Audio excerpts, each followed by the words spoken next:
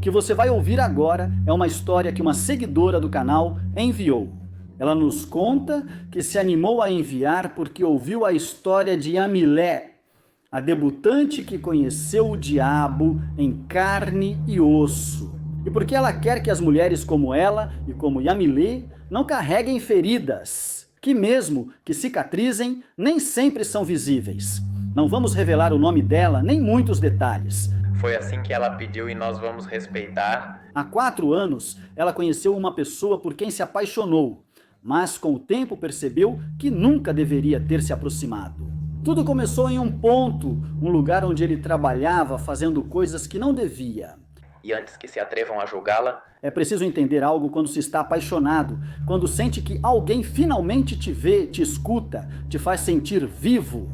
Mesmo que nos digam que ali não é o lugar, nunca damos ouvidos, porque o coração, quando se apega, desaparece. A razão? Ele trabalhava a semana toda naquele ponto, morava lá, dormia lá e só saía aos sábados, seus dias de descanso, para voltar no domingo à noite. Ele não era daquela cidade, era de fora, um rapaz completamente sozinho, tentando sobreviver em um lugar quente. Ela chegou lá por causa de um serviço, não para consumir nada. Mesmo assim, um olhar e poucas palavras bastaram para algo mudar nela. Se apaixonou. Sem perceber, eles começaram a conversar e, como costuma acontecer, o encanto encobriu o perigo. Porque aquele lugar não era um negócio qualquer. A qualquer momento podia aparecer gente errada, os rivais, a marinha, ou seja lá quem fosse. Ela mesma diz, era uma zona quente, e quando uma praça está quente, não importa quem você seja, se eles chegarem te pegam. Igual, quando estamos apaixonados, nos sentimos invencíveis ou acreditamos que nada de ruim pode acontecer com quem amamos. Ela começou a passar várias noites com ele. Não via o risco, só via o rapaz que a fazia se sentir amada. Com o tempo, ela foi morar sozinha e 2 semanas depois descobriu que ele tinha namorada. Apesar disso, ela já estava emocionalmente envolvida e, surpreendentemente, ele quase morava com ela. Primeiro ele pediu desculpas dizendo que só deixaria suas coisas, mas aos poucos elas viraram vida e sua vida permanência. Ali, naquele pequeno apartamento, ela viveu um amor à moda antiga. Ele trazia flores, escrevia cartas e dizia coisas bonitas. Ela, já adulta, sentiu algo que pensou não sentir mais. Ilusão, acreditou que era sua segunda chance. Ele dizia que trabalhava para enviar dinheiro à família e que estava ali para vencer na vida. Ela o admirou, confiou e apostou nele, mas seus dias de folga mostravam outra coisa. Ele frequentava uma casa cheia de pessoas como ele. Viviam rápido, dormiam pouco e estavam sempre alertas. Com o tempo, ela percebeu que ele antes tinha sido segurança e, graças a outras histórias do canal, tudo fez sentido. Esse é o caminho de muitos. Um trabalho aqui, um favor ali, até que um dia você não consegue mais sair. Ele começou a ter problemas com seus colegas e foi aí que as rachaduras apareceram. Ele já não queria mais estar nessa vida, estava cansado, com medo. Ela o incentivou a sair e por um momento ele acreditou ter conseguido. Ele parou de ir trabalhar, mas a paz durou pouco para ele. Pessoas do crime o procuraram, não deixaram ele ir embora, disseram que o esperavam no mesmo lugar, como se a vida dele pertencesse a eles. Quando ele chegou, percebeu que era uma armadilha e ligou para ela, pediu para ela ir buscá-lo. Ela, sem pensar 2 vezes, pegou um táxi e o resgatou. Ela não sabia que, ao fazer isso, estava colocando sua vida em um caminho sem saída fácil. Por um tempo, ele se escondeu na casa dela. Lá, ela o viu desmoronar. Ele tinha pesadelos, bebia demais e, entre choros, bebedeiras e delírios, confessou coisas que ninguém deveria ouvir. Ele contou a ela como obrigavam as pessoas a presenciar coisas horríveis, como ele tinha visto 1000 pessoas, como eles eram levados, como ele ficou sem alma depois de ver tanta coisa. O pior é que ele próprio indicou rotas e locais para movimentar mercadorias e foi peça-chave nas operações. Quando você sabe demais, não te deixam ir. Nesse momento, sua verdadeira face surgiu. Medo virou agressão, estresse virou violência. E o homem, que a tratava como uma rainha, começou a tratá-la como se fosse sua propriedade. Ele gritava, se irritava facilmente, quebrava coisas e perdia o controle. Um dia, no meio de uma discussão, ele fechou uma porta e machucou a mão e um dedo dela. Outro dia ele deu um tapa nela, começou a roubar seu dinheiro, vendia seus pertences sem permissão. A confiança se despedaçou.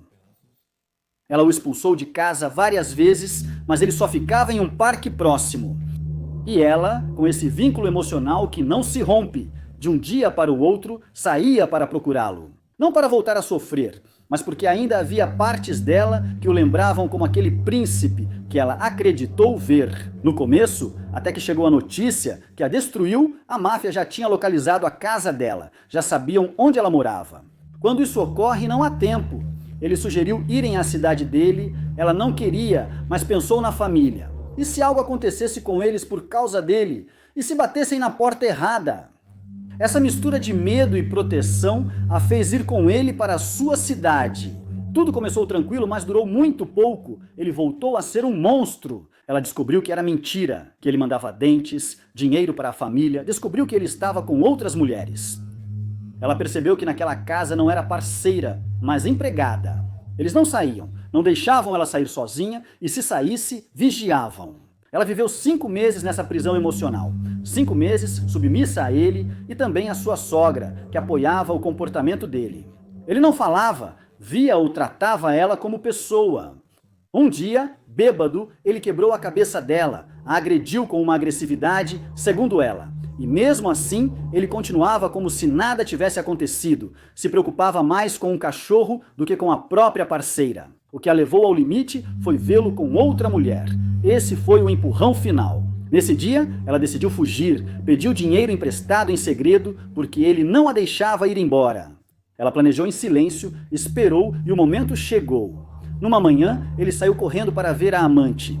Ela fingiu estar dormindo e assim que ele saiu pela porta, ela pegou sacolas pretas, colocou o que pôde dentro, até coisas que ele tinha levado sem avisar, e se preparou para fugir. O último obstáculo foi a mãe dele. Ela mentiu, dizendo que ia alugar algo perto do trabalho para poder sair. Permitiram, ela chamou um táxi e ao entrar, o medo persistia. Ela temia que ele retornasse, a visse e seu plano falhasse.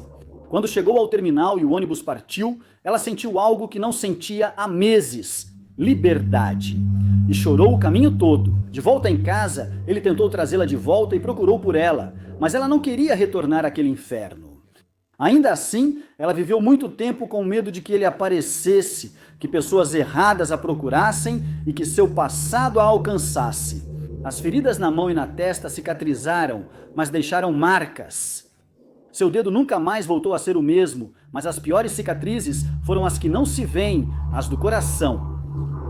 Hoje, e provavelmente por muito tempo, ele não quis um relacionamento. Ele valoriza sua paz, tranquilidade e liberdade. Ele prefere não voltar a encontrar um príncipe que, na verdade, era um monstro. Esta foi a história de uma seguidora do canal, uma história que merecia ser contada. Com essa história podemos ver que as mulheres por trás dos homens do crime também sofrem.